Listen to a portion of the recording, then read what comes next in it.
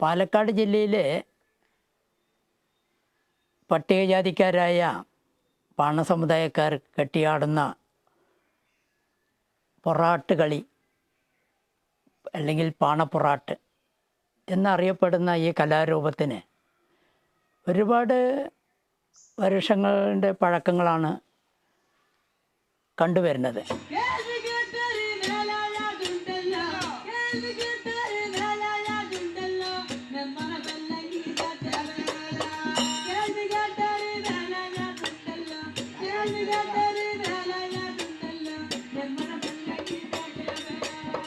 മധ്യകാല കേരളീയ കാർഷിക സംസ്കൃതിയുടെ രണ്ട് സമാന്തരമായി സഞ്ചരിച്ച കലാപൈതൃകങ്ങളാണ് ഒന്ന് ക്ഷേത്രകേന്ദ്രിതമായ ക്ലാസിക്കൽ കലകളും മറ്റൊന്ന് ക്ഷേത്രത്തിന് പുറത്തുള്ള നാടോടി കലാസംസ്കൃതിയും. സമാന്തരം എന്ന് പറയുമ്പോൾ തന്നെ ഇവ തമ്മിലുള്ള കൊടുക്കൽ വാങ്ങലുകൾ, ഒരേ പാഠത്തിനകത്ത് തന്നെ രണ്ടും തമ്മിലുള്ള ഇടകലരുകൾ നമുക്ക് കാണാൻ കഴിയും. ഉദാഹരണമായിട്ട് നമ്പൂതിരിമാരുടെ യാത്രക്കളി പോലുള്ള സംഗതികളിൽ പോലും ഇട്ടിക്കണ്ടപ്പനെ പോലെയൊക്കെയുള്ള കഥാപാത്രങ്ങൾ കയറി വരുന്നു. കൂടിയാട്ടത്തിൽ വിദൂഷകൻ പലപ്പോഴും ഈ പറയുന്ന ഫോക്ക് എലമെൻറ്റുകൾ കൊണ്ടുവരുന്നു. പടയണി പോലുള്ള രൂപങ്ങൾക്കകത്ത് തന്നെ പൊറാട്ടുകൾ കയറി വരുന്നു. അല്ലെങ്കിൽ പാലക്കാട് ജില്ലയിലെ ഉയർന്ന ജാതിക്കാരുടെ കണിയാർ കളിയിൽ പോലും പൊറാട്ട് കയറി വരുന്നു. അങ്ങനെ കേരളത്തിലുടനീളം ഈ പൊറാട്ട് എന്ന് പറയുന്ന ഒന്ന്, പൊറാട്ട് എന്ന വാക്ക് യഥാർത്ഥത്തിൽ നമ്മൾ പുറത്തെ ആട്ടം എന്ന അർത്ഥത്തിലാണ് അത് ഈ കലാരൂപം എന്ന രീതിയിൽ. അപ്പോൾ ക്ഷേത്രത്തിനകത്തും പുറത്തും എന്ന രീതിയിലുള്ള രണ്ട് ജനതയുടെ സാംസ്കാരിക പൈതൃകങ്ങൾ തമ്മിലുള്ള കൊടുക്കൽ വാങ്ങലുകൾ, അവ തമ്മിലുള്ള വലിയ ഡയലോഗുകൾ, ജാതി സംബന്ധിച്ച സംവാദങ്ങൾ, അതിനകത്തുള്ള പ്രതിഷേധങ്ങൾ, ഇങ്ങനെ പല തലങ്ങളിൽ കെട്ടുപിടഞ്ഞു കിടക്കുന്ന സങ്കീർണമായൊരു ആഖ്യാന ഘടനയാണ് പൊറാട്ടിനുള്ളതെന്ന് പറയും.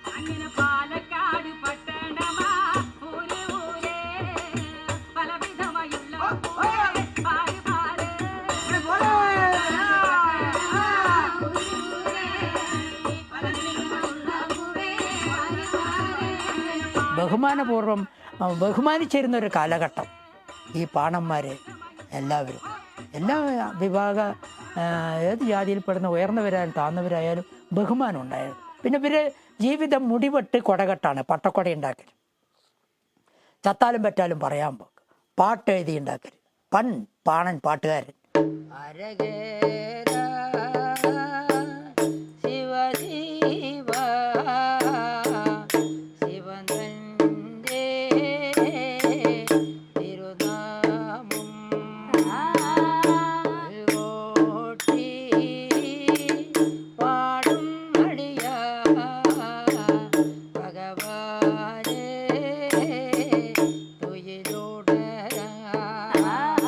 മഹാവിഷ്ണു വരം കൊടുത്തതാണ്. ഈ പാടി തൊഴിലുണർത്ത് പാട്ട് ഞാൻ പാടിയല്ലോ. അപ്പം എന്നെ ഉണർത്തിയത് നീയല്ലേ, ഞാൻ തന്നെ നീ പറഞ്ഞിട്ട് വരം കൊടുത്തതാണ്. അതുകൊണ്ട് ഇയാൾ പ്രാണനായതാണ്, പാണനല്ല, ആത്മാവാണ്. പാട്ടിക്ക് പെണ്ണുങ്ങൾക്ക് പാടിനി, അവൾ പാട്ടുകാരിയാണ്. പാണൻ പാടിനി, ഇവർ രണ്ടും ഭാര്യ ഭർത്താക്കന്മാരാണ്. മണ്ണെണ്ണ വിളക്ക് കൊളുത്തി വെച്ചിട്ട് നാളേക്ക് ഒരു പാട്ട് പാടിക്കണം പറഞ്ഞാൽ 1.5 മണിക്കൂർ പാടേണ്ട പാട്ട് ആ മണ്ണെണ്ണ വിളക്കും കൊളുത്തി വെച്ചിട്ട് പണിമാറി വന്നിട്ട്, പാടത്തുനിന്ന് പണിമാറി വന്നിട്ട് അതിൽ നോക്കിക്കൊണ്ട് നേരം വെളുക്കുന്നവരെ പാടി പഠിക്കുകയാണ്.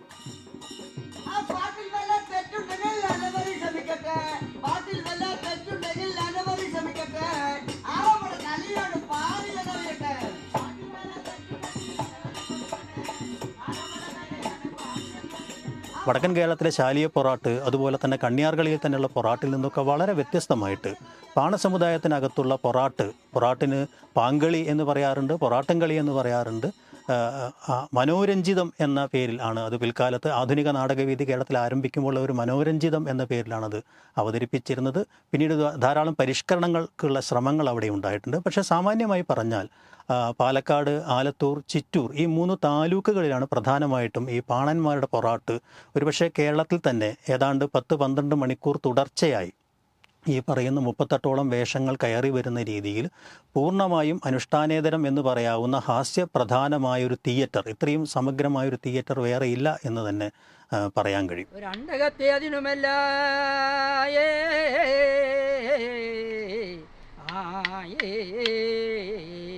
പാലക്കാട് ജില്ലയിലെ കുഴൽമന്നം പല്ലഞ്ചാത്തിനൂരുകാരായ ഒരു പാണനും പാട്ടി, അവരുടെ പേര് രാരു കണ്ണി എന്നാണ്.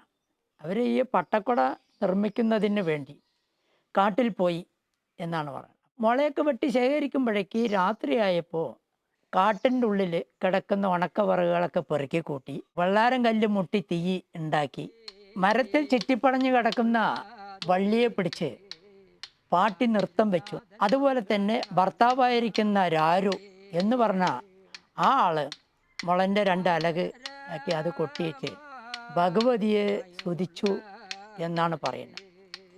ആ തൊണ്ടാർകൂടോ വാഴും നമ്മേ എൻ്റെ തൊണ്ടാർകൂടത്തേ. ഇവർക്ക് ഒരു വരദാനം കൊടുത്തു ആ ഭഗവതി. ഇനി ഇങ്ങോട്ട് വരണ്ട, മന്നും മറിയും കല്ലും കരുവും, അമ്പലമില്ല, കുളവുമില്ല, ദൈവവുമില്ല, ക്ഷേത്രവുമില്ല, ഒന്നുമില്ല. മന്നും മറിയും പറയുന്നത് മരച്ചോടിനെയാണ്. അവിടെ ഇത് ആവർത്തിച്ചാൽ നിങ്ങൾക്ക് ഭക്ഷണത്തിനുള്ള വക കിട്ടും. നാട്ടിൽ വന്നത് ആവർത്തിക്കാൻ തുടങ്ങി. അപ്പോൾ ആൾക്കാർ എത്തിപ്പെടാൻ തുടങ്ങിയപ്പോൾ ഈ ആൾക്കാർ തിരിച്ചു പോകാൻ നേരം വിളിച്ചാൽ കണ്ട് വഴിയും കാണില്ല, ഒന്നും ചെയ്യാൻ പറ്റില്ല. അപ്പോൾ എന്ത് ചെയ്യാം? ഇവർക്ക് നേരം പുലരുന്നവരെ ഇരിക്കാനുള്ള ഉപായം എന്താണ്? ഓരോ ജാതിക്കാരുടെ ജീവിത മാർഗങ്ങൾ, കൃഷിപ്പണിയായാലും മറ്റുള്ള പണികളായാലും, അതുപോലെ ചർമ്മി, മണ്ണാൻ മണ്ണാത്തി, എങ്ങനെ അലക്ക് തൊഴിലാളി, ഇവരൊക്കെ ജീവിതങ്ങളൊക്കെ നോക്കിക്കണ്ട് അതിന് പാട്ടും കൊട്ടും കളിയും ഉണ്ടാക്കിയ വേഷ സംവിധാനം ഉണ്ടാക്കി കെട്ടിയാടുന്നതാണ് പൊറാട്ട്.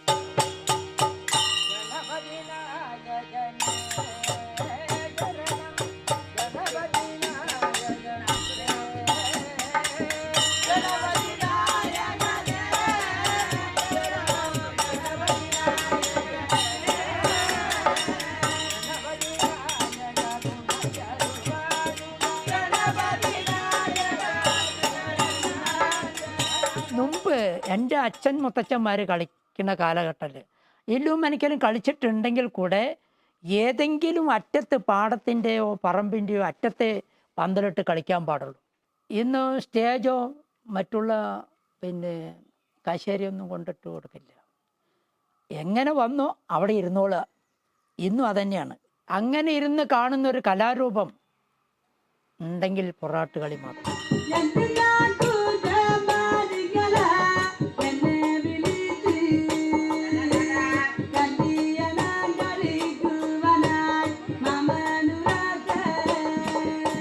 ഈ പൊറാട്ടിൻ്റെ ഒരു വലിയ പ്രത്യേകത എന്ന് പറയുന്നത് ഇതിനകത്ത് ഉള്ള ഒരു കീഴാള സംസ്കാരത്തിൻ്റെ ഒരു തുറന്ന ആവിഷ്കാരം. അതായത് കൊയ്ത്ത് കഴിഞ്ഞ പാടത്ത് ഒരു ചെറിയ സ്റ്റേജ് കെട്ടിയുണ്ടാക്കി അവിടെ ഈ മൊത്തം ആബാലവൃദ്ധം ജനങ്ങളും കൂടി ഒരു രാത്രി മുഴുവൻ അവരുടെ ജീവിതത്തെക്കുറിച്ച്, ലോകത്തെക്കുറിച്ച്, അവരുടെ ലോകവീക്ഷണങ്ങളെക്കുറിച്ച്, അവരുടെ ജാതിയെക്കുറിച്ചൊക്കെ ഒരു തുറന്ന സംവാദത്തിൽ ഏർപ്പെടുന്ന രീതിയിലാണ് ഈ പൊറാട്ട് സംവിധാനം ചെയ്തിരിക്കുന്നത് എന്ന് കാണാം.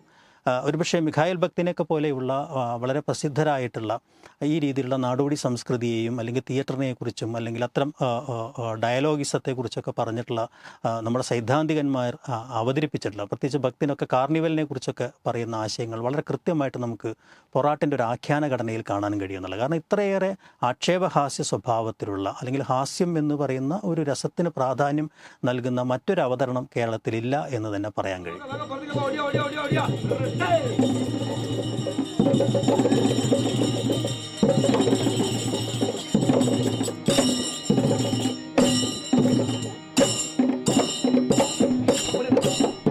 ചിരിപ്പിക്കാനും ചിന്തിപ്പിക്കാനും നമ്മുടെ നാടൻ ഭാഷയിൽ എക്കി നിക്കി അവർ ഇവർ പറയുന്ന പാലക്കാടൻ ഭാഷ നിറഞ്ഞു നിൽക്കുന്ന ഒരു കലാരൂപമാണ് ഈ പൊറാട്ട് കളി.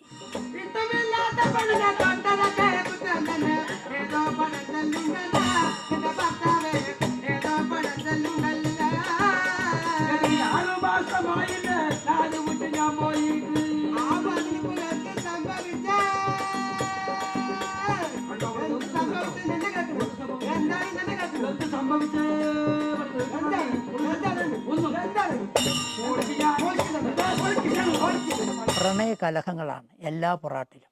പ്രണയകലഹങ്ങൾ പറഞ്ഞാൽ ഭാര്യ ഭർത്താവ് വിട്ടു പിരിയണു, കൂടിച്ചേരുന്നു, അവരിൻ്റെ സംശയങ്ങളൊക്കെ തീരുന്നു, അവർ ഒരുമിച്ച് പിന്നീടും തുടർന്ന് ജീവിക്കുന്നു. ഇതാണ് എല്ലാ പൊറാട്ടിലും നമ്മൾ കണ്ടുവരുന്നത്. വർഷം തോറും നടത്തി വരുന്ന ഉച്ചമകളെ മറ്റേ പൊങ്കൽ മഹോത്സവം അതിനോടനുബന്ധിച്ചിട്ട് ചെറുതായിട്ടൊരു കലാപരിപാടി നടത്തുന്നു. മനസ്സിലായോ?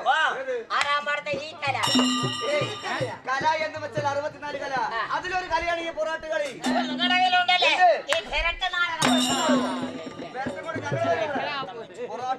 തുറന്ന ചിരി എന്ന് പറയുന്ന മറ്റുള്ളവരുടെ ജാതിയെ, അവരുടെ സ്വത്വത്തെ, അവരുടെ ജീവിതത്തെ, സംസ്കാരത്തെ കളിയാക്കിയുള്ള ഒരു തുറന്ന ചിരി എന്ന് പറയുന്ന ഒരു തലം പലപ്പോഴും ഈ പറയുന്ന പൊറാട്ടിനകത്ത് വളരെ സജീവമാവും. മറ്റൊന്ന് ഭാഷ കൊണ്ടുള്ളൊരു കേളിയാണ്. ഭാഷയിലെ പലതരം ലാക്ഷണികാർത്ഥങ്ങൾ, ദ്വയാർത്ഥങ്ങൾ, അതുപോലെ തന്നെ അതിനകത്ത് ഉണ്ടാക്കാൻ കഴിയാവുന്ന അശ്ലീലങ്ങൾ, ഇങ്ങനെയുള്ള കാര്യങ്ങൾ കൊണ്ടുള്ള ഭാഷ കൊണ്ടുള്ള ഒരു കളി, ചോദ്യോത്തര രീതിയിലുള്ള പൊറാട്ടിൽ നമുക്ക് ധാരാളമായിട്ട് കാണാൻ കഴിയും. ഈ രീതിയിൽ പല തരത്തിലാണ് ഇതിൻ്റെ ഹാസ്യം. അതിനപ്പുറത്തേക്ക് ഏറ്റവും പ്രധാനപ്പെട്ട ഒരു കാര്യം എന്ന് പറഞ്ഞാൽ ചന്തവർത്തമാനങ്ങൾ പറയുക എന്നുള്ളതാണ്. അങ്ങോട്ടും ഇങ്ങോട്ടും വളരെ തുറന്ന തെറിപ്പദങ്ങളും ചന്തവർത്തമാനങ്ങളും പറഞ്ഞുകൊണ്ട് സൃഷ്ടിക്കുന്ന ഒരു ഹാസ്യം എന്ന് പറയും.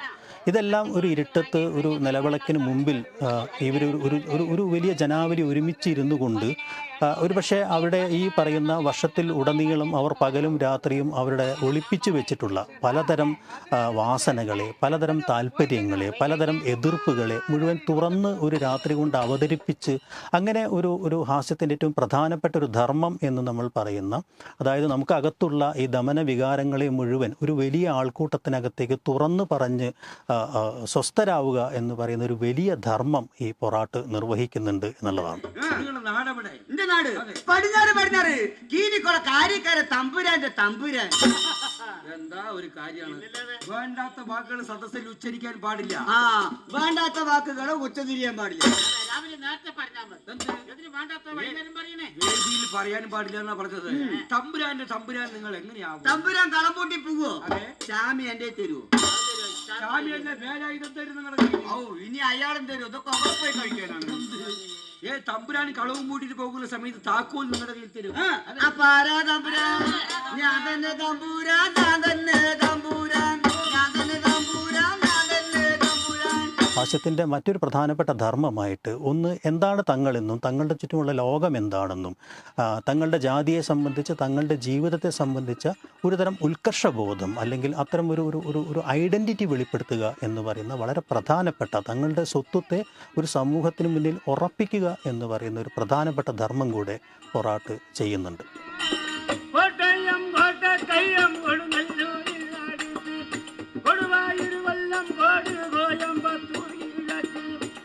മുപ്പത്തെട്ടോളം പൊറാട്ട് വേഷങ്ങളുണ്ട് എന്ന് നമുക്ക് കാണാൻ കഴിയും. ഈ വേഷങ്ങളൊക്കെ ജാതി പ്രതിനിധാനങ്ങളായിട്ടാണ് കാണുന്നത്. പ്രത്യേകിച്ച് കീഴാള ജാതികളുടെ റെപ്രസെൻറ്റേഷൻസാണ് ഇവിടെ പലപ്പോഴും ഒറ്റതിരിഞ്ഞും പെയറായിട്ടും ഓരോ രംഗത്തും കടന്നു വരുന്നത്.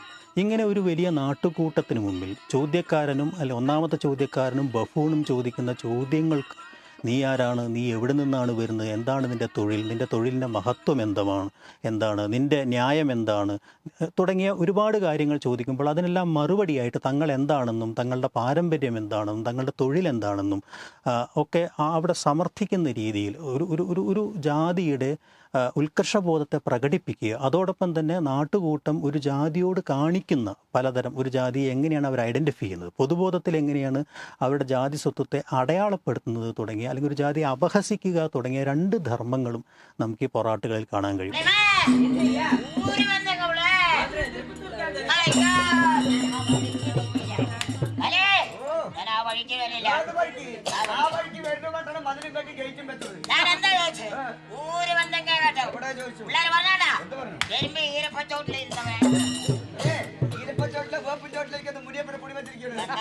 மதுரை திருப்பத்தூர் காரிகள்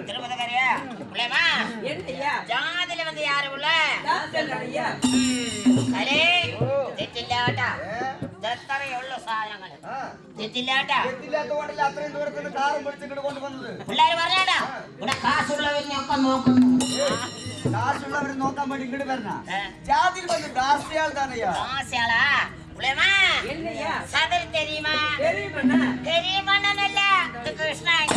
കീഴാള ജനതയുടെ ഒരു വലിയ റെപ്രസെൻറ്റേഷൻ. അതോടൊപ്പം തന്നെ ഏതാണ്ട് ആന്ധ്രാപ്രദേശ് തൊട്ടിട്ട് തമിഴ്നാട്ടിൽ നിന്നും തിരുവനന്തപുരത്തു നിന്നൊക്കെയുള്ള പരദേശ കൂട്ടങ്ങൾ കേരളത്തിൻ്റെ കൊയ്ത്തു കഴിഞ്ഞ പാടങ്ങളിലേക്ക് അല്ലെങ്കിൽ ഈ പറയുന്ന സമൂഹങ്ങളിലേക്ക് അവരുടെ ചെറിയ ജാലവിദ്യകളുമായി അല്ലെങ്കിൽ മറ്റെന്തെങ്കിലും കച്ചവടവുമായിട്ട് അല്ലെങ്കിൽ അവരുടെ ഏതെങ്കിലും കുലത്തൊഴിലുമായിട്ടൊക്കെ കടന്നു വരുന്ന പരദേശ കൂട്ടങ്ങളെ ഒരു ജനക്കൂട്ടം അല്ലെങ്കിൽ ഒരു നാട്ടുകൂട്ടം ഇങ്ങനെ വിചാരണ ചെയ്യുന്ന ഒരു ഘടനയിലാണ് ഈ എല്ലാ പാട്ടുകളും എല്ലാ അവതരണങ്ങളും സംവിധാനം ചെയ്തിരിക്കുന്നത് എന്ന് കാണാൻ കഴിയും.